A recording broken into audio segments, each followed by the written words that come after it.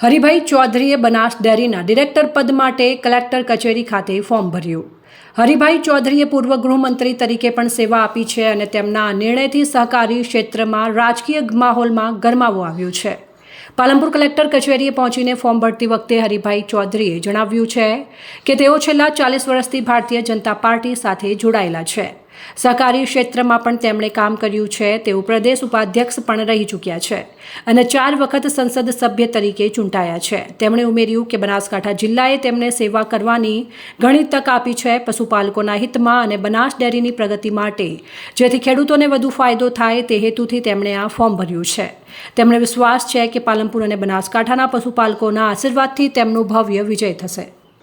આજે બનાસ ડેરીની નિયામક મંડળની ચૂંટણીમાં પાલનપુર વિભાગમાંથી ડાયરેક્ટર તરીકે હું ફોર્મ આજે ભર્યું છે।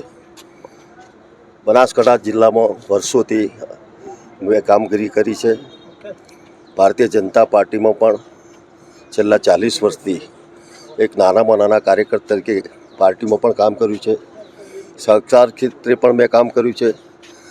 પ્રદેશમાં ઉપાધ્યક્ષ તરીકે કામ કર્યું। સંસદમાં પણ હું 4 વખત સંસદ સભ્ય। આ જિલ્લાએ મને ખૂબ પ્રેમ આપ્યો છે। આ જિલ્લાના નાગરિકોની સેવા કરવાની મને ખૂબ તક મળી છે। પણ મને એમ લાગ્યું કે પશુપાલકોના વિશાળ હિતમાં અને બનાસ ડેરીની પ્રગતિ કરવામાં હજુ પણ ખેડૂતોને વધારે ફાયદો થાય એ માટે મેં સેવા કરવાનું નક્કી કર્યું છે। એના અનુસંધાને આજે મેં ફોર્મ ભર્યું છે। મને વિશ્વાસ છે કે બનાસકાંઠાના સભાસદો અને પશુપાલકોના આશીર્વાદથી આ ચૂંટણીમાં મારો ભવ્ય વિજય થશે।